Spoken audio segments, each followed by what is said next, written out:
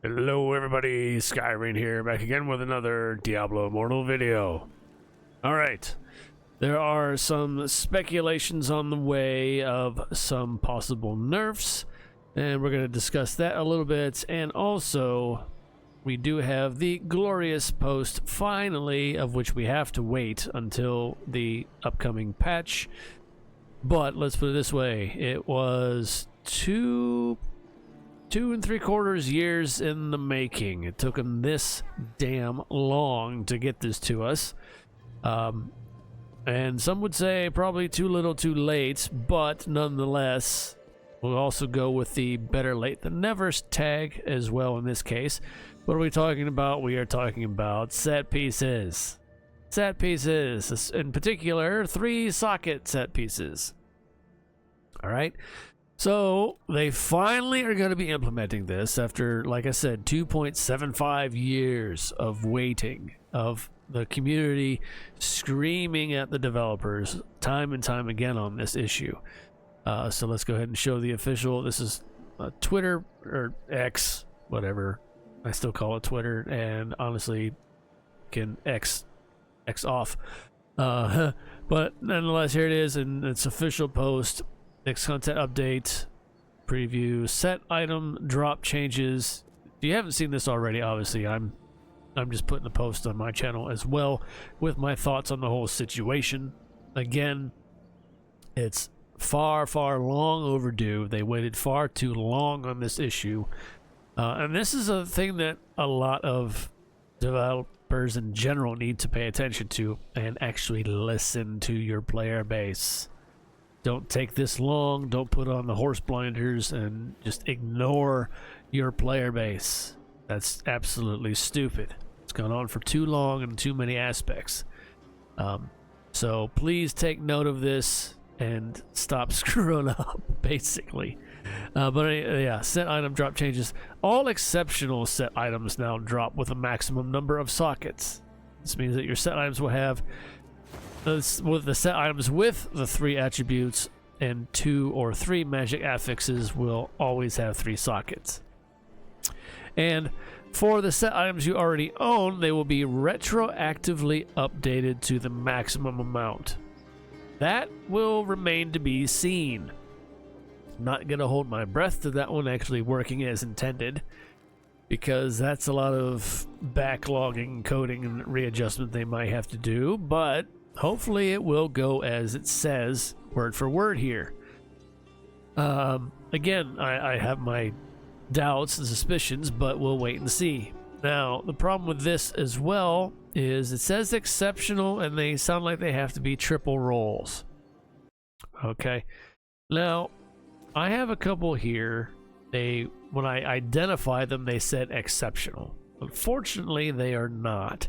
They have 2 magic affixes, sure, and they are the maximum combat rating for a 2 attribute piece. So I'm going to hold on to these until, the patch. And I'm going to wait and see. We're going to wait and see if these turn into 3s. And then, of course, I will try to update that, but we can't do anything until the patch, so I have to hold on to these for like almost a week still. But there is that. We're going to test it nonetheless. Or I'll try to remind myself anyway. Unfortunately, I feel like they need to compensate us with a severe amount of wisps, because we have scrapped for too very long. Too many times have I scrapped 2 socket pieces, because lo and behold, here's one right here. I will wait and see what this turns into when this patch gets updated. So hopefully, fingers crossed, this will actually work. But I still feel like we should be compensated a significant amount of wisps. A significant amount. Like, over the course of the time of the game, especially those of us who've been playing since day 1, we honestly deserve to be given a lot of wisps. So, yeah. Anyway. Problem is, they'd have to give everybody the same amount of wisps across the board. Fine, go ahead and give us the base ones, even the wisp, the beginning wisps, and we'll just convert them over. Just give us something. Or you can possibly somehow backlog our characters to be like, okay, you're an Inferno 5, you get Inferno 5 Wisps. That would be glorious. The amount of pieces that we have scrapped over the course of time. This is ridiculous. But nonetheless, again, better late than never. But holy hell, do they take way long on this. Okay, so there's that. Set pieces, well, not all of them, unfortunately, but because some of these, the two attributes can actually be pretty good too. So it's unfortunate that they're not gonna be a guaranteed triple either. Honestly, it should go back to what we really wanted, and all of them should just be the ones that have the ability to have 3 slots at this point. Going forward, everything should have just been 3 sockets, period. But they don't want to give us exactly what we want, obviously, and they've always been that kind of way. Like we scream it to the rafters, scream it, you know, till we're blue in the face. Obviously, for almost 3 years, we've screamed it at them, and now they're finally like, "Oh yeah, here," but they got to be 3. They got to be you know, 3 attribute, or yeah, they got to be triple rolls. It's like, come on, man. But anyway, that's my thoughts on that. We're gonna be getting that soon enough. Now, the next thing, nerfs. Let's talk nerfs, because the ongoing thing in PvP right now is again, another rise of the Necros in another shape and form, and in a slight way, Tempest as well. I didn't really notice it too terribly much, but there are times when you get cracked by Tempest in certain ways that you're like, yeah, that's really overpowered, and overtuned. Not overpowered, but overtuned. So what they're going to do here is, at this post here that supposedly was on a Chinese Discord of some kind here, as you can see. Let me go ahead and show you this. Yeah, you can see right there, yeah. Upcoming balance patch expected, and they have a tagline to it. The Necro Inferno 5 head essence mechanism and trigger change, okay? And the Tempest offhand Inferno 5 offhand damage reduction, and then to be announced.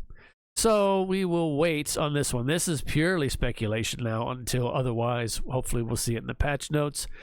I doubt that Blizzard will have it in theirs. If they do, hooray, finally, but it's probably going to be in the Chinese patch notes. So we'll just have to wait come Monday, and I will try to dredge those up and see what gets posted between the two and do a side-by-side comparison as usual. All right, as you see here. Now, the funny thing is, they said Necro head essence mechanism. So I thought, okay, it's the headpiece, which it kind of sort of is, and I'll show you that in a second. But in this little tiny image here, they have the Grim Scythe, and they show it in, I think it's the main hand. Yeah, it's really tiny. But yeah, we're going to look at these right now on the Essence Transfer NPC. The other one, the Tempest piece, yeah, that one for sure is the one they're talking about here. So let's go ahead and see exactly what they mean. Legendary weapons each. If you haven't experienced this already. Okay, so let's go ahead and go to Necro first. The Fateful Frame is the headpiece that they were saying in that post.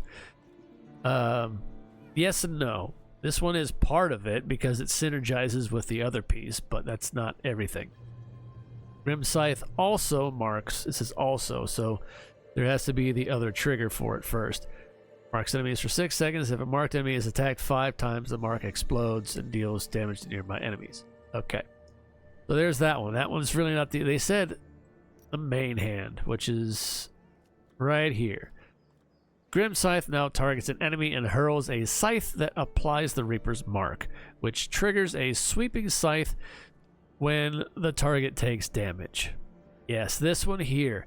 This one is akin to the Angmet green set that we had at launch when that first was released, of which got nerfed and readjusted about after a week, maybe at most. They were pretty quick on that one, and they had to be.